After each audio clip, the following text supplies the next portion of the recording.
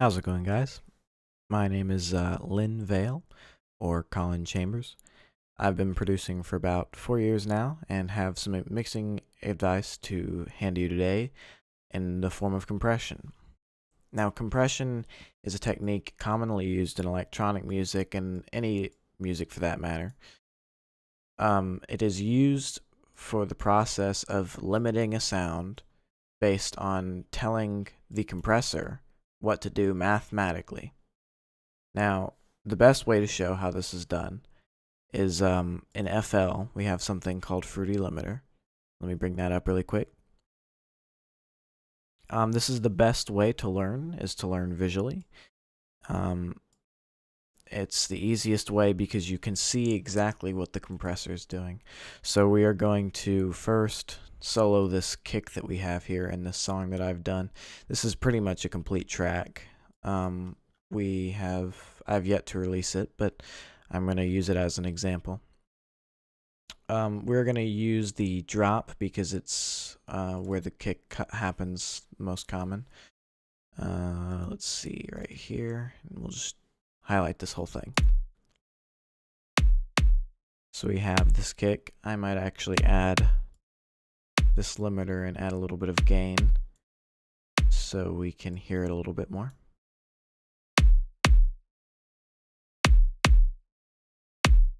Alright, so with a kick, you don't really need to add much compression, but this is really just to show how compression works. So I'm going to show you the dynamics of how you can utilize it to its best. To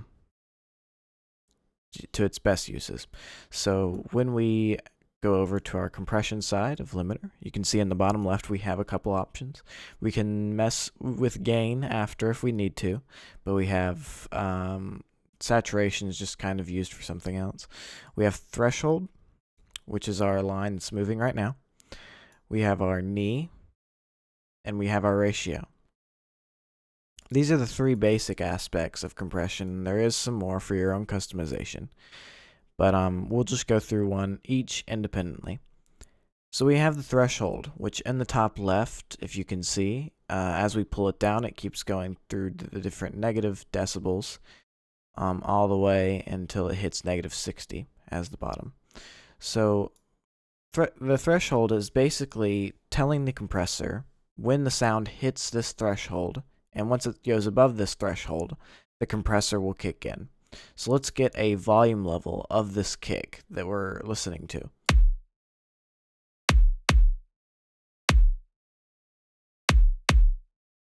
So we can pause that compressor here. We actually have a peak all the way up to about -6. We have some really weird stuff happening right here maybe. If you wanted to make it all sound consistent, if you were doing, I don't know, maybe a hip-hop track or something that you want, maybe you want it to sound a little bit like it's a loop. Maybe you just want it to sound very consistent with the rest of the track.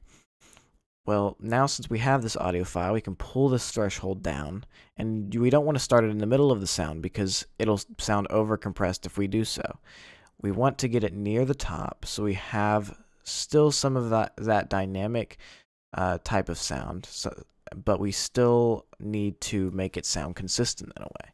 So maybe right near the peak, maybe to where these little clips start happening. So I'm going to start at -12 for our -12.5 for our threshold. So once that part of the audio waveform goes past -12.5 decibels, I might even make it -13 so we can see making it noticeable when we're actually compressing. So after it hits -13 decibels, anything above that will be compressed. So the compressor will activate past the threshold. Now, since we have our threshold set, we will skip the knee for now and we'll go to the ratio. The ratio is the basic point of math that we'll be using when we're compressing. The ratio, if you can see in the top left, will have a number, usually with a decibel, to 1. Now, if you know your basic ratios, it's essentially, with sound, it's the same thing as how ratios work. As we move up, it goes 1.2, 0.3, 0.4. We're going to go to 2. So this means every 2 decibels over the threshold that sound goes, it'll be cut down to 1. Essentially, we're cutting this sound in half. So for every 2 decibels, we're going to 1, a 2-to-1 ratio. You can obviously go up to 2.5, to 3, to 4, and now we're almost making the knee acts as almost a ceiling for this sound. It obviously it could go past the ratio, but we're trying to almost make the top of the room for it. So when we have an infinite ratio, which we actually can't do an infinite ratio with this limiter, we can only go to 20. But it's almost trying to shape the room. It's trying to tell the compressor how loud we want it to cut down. So we're going to go 2-to-1, a 2-to-1 ratio. And at this point, we can adjust our knee. Our knee acts exactly as a knee would. It bends it. You can make it go all the way down to have a hard compression. So when we listen to our sound and we unpause it, you can see that it's compressing very hard up here to trying to make up for it. When we let the knee up, there's still you can see the change a little bit. If we see it starts compressing fairly hard right here, consistent, and you can see the compression is consistent. And then after we take off the knee a little bit, it goes down. Obviously, you can reverse a knee, which I'm not really sure. I've never actually used a reverse knee before. It's kind of a slope. I'm not. If anybody can enlighten me on why you would use that, that's fine. So for this track, let's just turn on and off the compression that we just added, and see how that sounds. So we have our kick.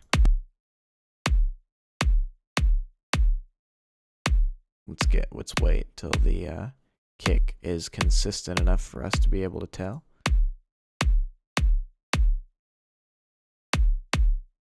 I think it's actually, let's use this part right here since the kick just constantly goes. So we have our kick right here.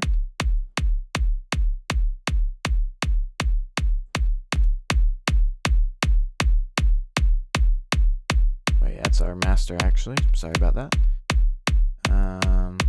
So we have this is on, this is off. On, off. You can see that it's very, with how little we compressed, you can barely hear it, but with it off, it sounds a little bit more thumpy, and it sounds like the clip going up. It may sound consistent because it's a sample, but when you have different sounds and it goes up and down, and not all notes have the same velocity and things like that, compression gets very important. So let's actually bring the threshold down a little bit more on the clip, add maybe a 0.5 more of a ratio, and bring the knee down a little bit more and see if we can tell the difference. That's with it on. That's with it off. Now you can hear the air. That's with it on. That's with it off. You can hear it's cutting down the loudness to make up for some type of consistency. And we can try this with other sounds as well. And I wouldn't necessarily use limiter in FL Studio for a compressor, but I like it because it's a visual compressor, and it's usually used as a limiter. But it's very good to learn compression with because you get to see it. Let's find a sound that we can use as an example. So this is actually fairly loud. I will turn this gain off of the limiter now.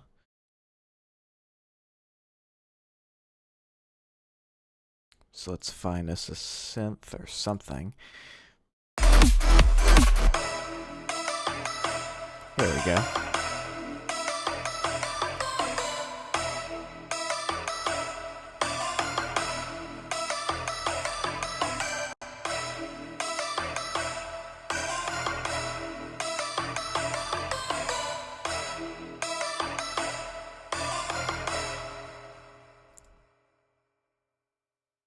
I wonder what's actually happening with this limiter, why it's not clipping past 1 decibel. At least I hope not.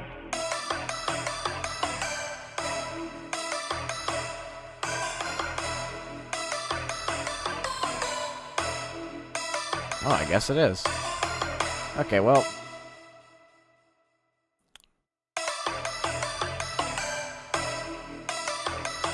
Anyway, for this example, we'll still use this. Let's start with this jumbled up pile of whatever. I put a bunch of synths in the same channel because they kind of sounded the same. I wanted to cut off the same frequencies, etc., etc. So let's just go along with the compression here.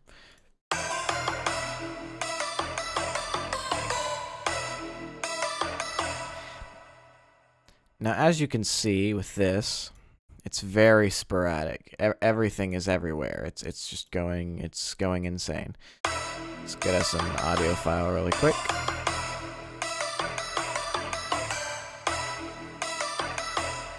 So as you can see, it's down, it's up, it's down again, it's up again, it's down.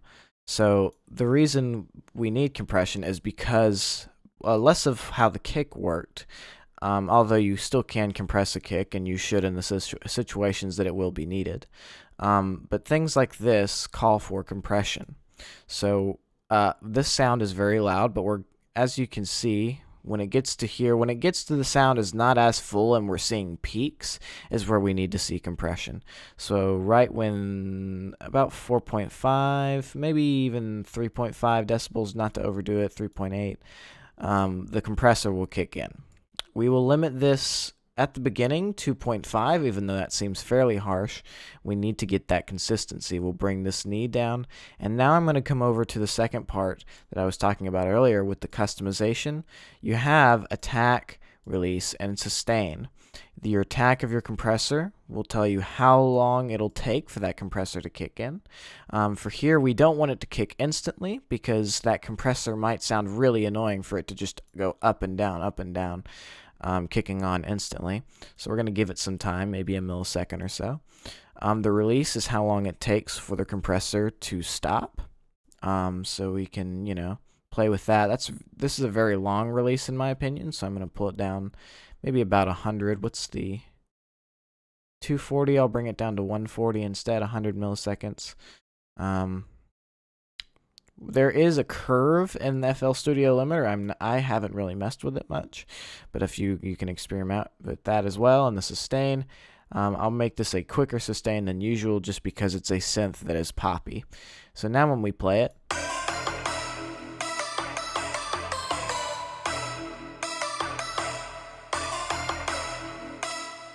now with limiter, it actually shows you the parts that it's actually compressing with. I'll show you.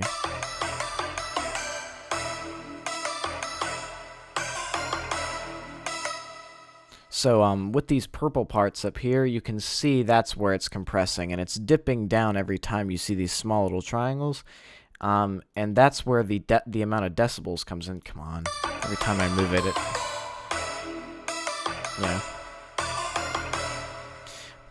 But as you can see, it dips down. It says, okay, now we're 2.5 decibels or 2.5 up from our threshold, and goes back down, goes back down, goes back down.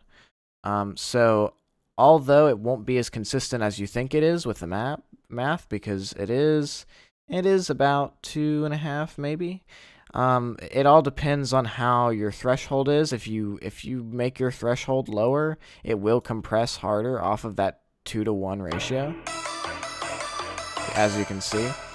So just because you have your ratio set to 2.5 to 1 won't mean that it'll automatically compress every 2.5 decibels above that threshold.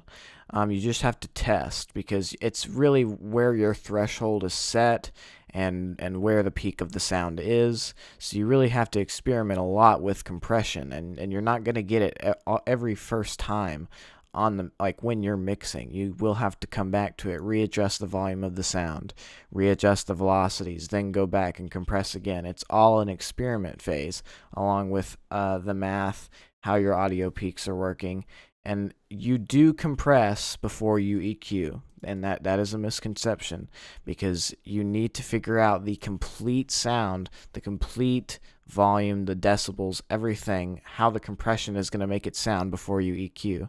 If you EQ then compress, all you're doing is whatever you're boosting, whatever you're taking out, you're just amplifying it or bringing it down even more. So it is recommended usually that you would compress before you EQ.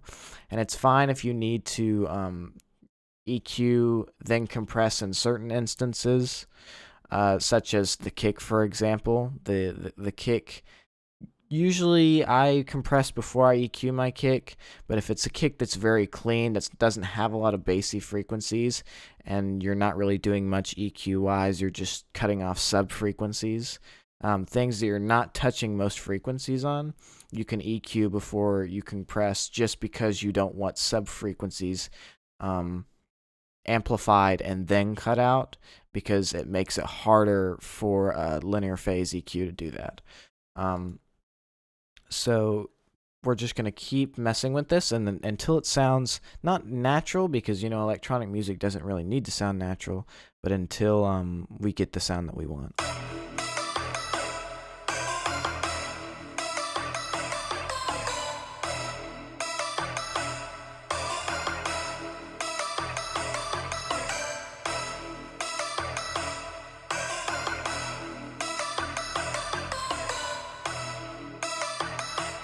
And as you can see there, that the release and the attack do matter a lot, because, and I actually think I might increase the attack here and may lower the release just a little bit. But as you can see there, when I dramatically increase the release, that's where you hear the hardcore compression in songs. You hear the long release, you hear the very fast attack and the long release, and you need to take a balance between the two so it doesn't sound like you're over compressing. And I see this a lot when people are just using Soundgoodizer presets, things like that. They don't take into the account what sound you are compressing based on the audio files that presets usually give. And those certain multi-band compressors, things like that. Multi-band compressors are very finicky if you're compressing in ways that you don't really know what you're doing. Multi-band compressors usually are more commonly used in things like mastering, things like fixing quirky frequency bands in the pre-master, things like that, pointing out quirkiness and sounds that are full. But multi-band compressors aren't usually used all the time in every song, although they give 3, 4, 5 bands to work with when compressing things. So I would stay with a regular compressor unless absolutely needed. So let's just tweak this a little bit more. I'm ranting too much, so let's keep going.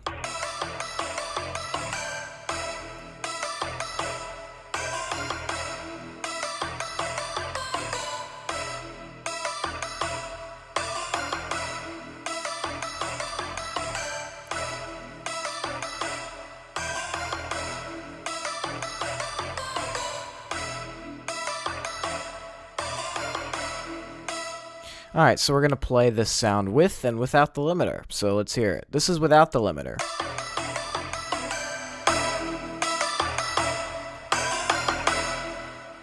This is with the limiter. Or with the compressor, rather.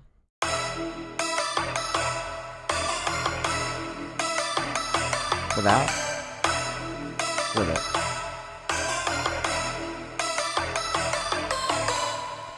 And it may not sound like it's a heavy difference, but on my end, and if you do have a higher volume from this recording, which I hope you do, there's a lot of blips in this audio file, as you can see over here, that although it doesn't seem like it's a lot, you may be compressing more on certain sounds than others. For me, it's just if sounds have too much of a blip in their audio, it's clearly just to bring it down, just so it doesn't sound so harsh and everything's pumping at the same time. Compressors are used to bring those sounds down to where they need to be, using the simple math, the threshold, the knee, and the ratio to tell the compressor what to do. This is all about telling, basically telling a type of limiter what needs to happen. When does the compressor need to start compressing? That's your threshold. Depending on where the threshold is and where the threshold starts will depend on how hard the ratio and the knee hit. Your knee is basically sculpting that ceiling that you're trying to create with the ratio. And based on all of that, you should be able to get the dynamic that you want to get. We went over how blips are usually cured by this compression, but not always. We also went over how it's usually more common to compress than EQ, but in some situations that may not be the case. We also went over how multi-band compressors are not used all the time. Usually it's just regular either limiting compressors like Fruity Limiter, ones that give a more dynamic feeling tube amp feeling like Red Compressor 3, if that's a choice of compressor that you would like to use, whether that be used for compression on more instrument-wise. Compression does have certain parameters, and people do have certain types of compressors that they would like to use. We went over, what else did we go over? The compression doesn't always need to be used, even though compression does seem like a major part of music production. And although people say that compression can either go too far or be too little, it doesn't always need to necessarily be used unless you're trying to keep a consistent dynamic of a sound. And that's what the compressor is doing. You're telling basically it's not really a limiter, but you know what I'm saying. You use a threshold, you use your ratio, you use your knee, you use your attack and your release to tell the speed of the compressor. It's essentially creating a more dynamic sound, a more consistent sound.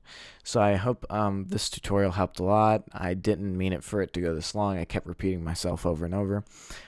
If you have any questions, you can always hit me up on SoundCloud at soundcloud.com/LynValeEDM. I have an email that you guys can contact, lynvalemedia@gmail.com, or comment on this video, whether it be private or public. I'm not sure yet. So yeah, thank you guys for watching this, and I hope it helps a lot. I'll be out with EQ, parallel compression, or not parallel, but mid-side EQ, all that stuff next. And yeah, thank you.